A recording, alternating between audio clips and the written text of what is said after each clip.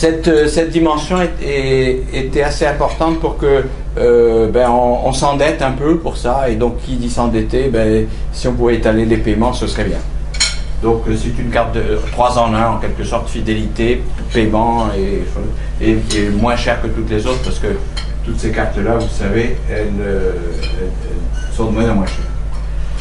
Et puis on a commencé en 2008 à essayer de valoriser nos données. On est parti, comme tout institut technique ou scientifique et technique, de bases de données orientées cheval. Donc on savait tout sur les chevaux, tout. Et d'ailleurs je ne sais pas ce qu'on pourrait ne pas savoir sur eux.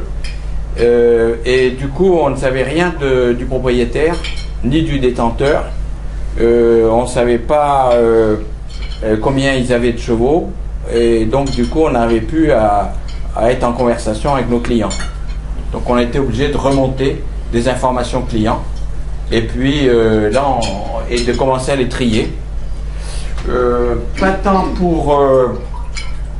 pour faire joli que pour donner aux responsables de gamme qu'on a installés dans ces années-là une possibilité de commencer à voir un peu mieux quels étaient leurs différents produits, la vie des produits, et puis à commencer à voir une dispersion de leurs clients. Donc c'est tout simple, hein, on a commencé par petits, moyens, gros clients, très gros aussi, parce que c'est toujours mieux d'avoir une catégorie avec des très gros, et puis récence, fréquence, voilà, comme tout le monde, quoi. C'est le basique de l'affaire. Et puis voilà, je crois qu'on arrive presque à la fin là. On travaille en ce moment en 2009 sur la valeur de la marque. On a fait un gros travail sur finalement notre marque, qu'est-ce qu'elle peut avoir comme valeur, parce que on était très embêtés, on nous demandait toujours d'utiliser notre marque pour faire des tas de choses, des événements, faire des films, etc.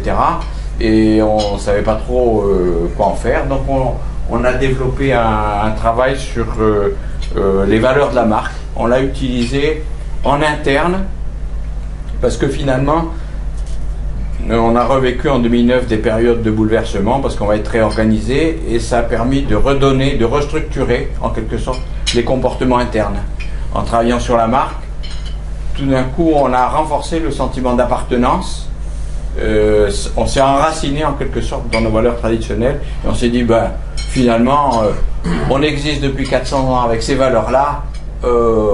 Bon, si le temps change un peu, c'est pas parce qu'il fait gris qu'il pleut qu'on va s'émouvoir. Donc ça, c'était assez bien. On a relancé le CRM qui a merdouillé pendant 2 ans, pas à cause de nous, à cause des informaticiens. Pas à cause de nous non plus, Non, Charles. non. Enfin, je plaisante, mais voilà, on était dans une culture, on fait par nous-mêmes, parce qu'on a développé beaucoup de logiciels métiers spécifiques. Évidemment, il n'y a pas 2 haras nationaux en France, donc du coup, on est sur une culture de on fait par nous-mêmes, et d'ailleurs, nous, on connaît mieux que les autres. Ça, c'est la culture d'ingénieur. Donc, on a eu du mal à sortir en disant, écoutez, des logiciels de CRM, de vente à distance, etc., regardez par la fenêtre, à l'extérieur, il y en a qui marchent tout seuls. Donc voilà, il nous a fallu 2 ans, 2 ans et demi, et on commence seulement à tester une solution, mais un logiciel libre. Donc du coup, ils vont pouvoir quand même un peu bidouiller. Voilà, excusez-moi, c'est pas péjoratif par rapport à nos collègues de l'informatique, mais vous connaissez ce rapport-là dans les entreprises, et on n'y échappe pas. Voilà, on a développé, voilà, c'est un peu ça, et puis on continue à développer un peu, on teste en ce moment une ouverture sur les communautés, en quelque sorte, et on essaye de faire interagir communauté interne et communauté externe à travers ces nouveaux outils de blog et de Facebook, et puis des petits espaces personnalisés où les gens vont pouvoir développer à partir de juin 2010 un peu avec les systèmes de widgets, etc., avoir leur petit bureau cheval et avoir dessus tout plein de petits accessoires qui vont leur permettre de gérer leur passion cheval, quoi. Parce qu'on a beaucoup d'aficionados dans le genre. Voilà, donc là, peut-être que ce qui nous a permis de passer cette période-là, c'est cette dimension de travail sur portefeuille client et la sécurisation des transactions vis-à-vis de l'extérieur. Cette dimension-là nous a permis de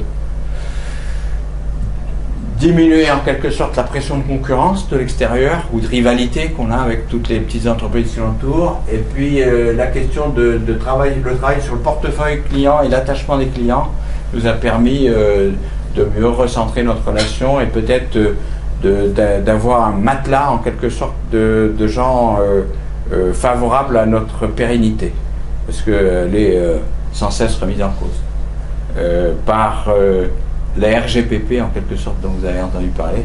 Peut-être c'est les cost killers de l'administration. Voilà donc une petite histoire qui attend la suite.